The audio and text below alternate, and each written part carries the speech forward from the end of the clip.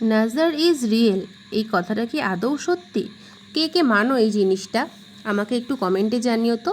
Hello everyone, আমি মৌপিয়া চলে এলাম আমি তোমাদের সাথে এখানে একটা ইউনিক কেকের ডিজাইন শেয়ার করতে।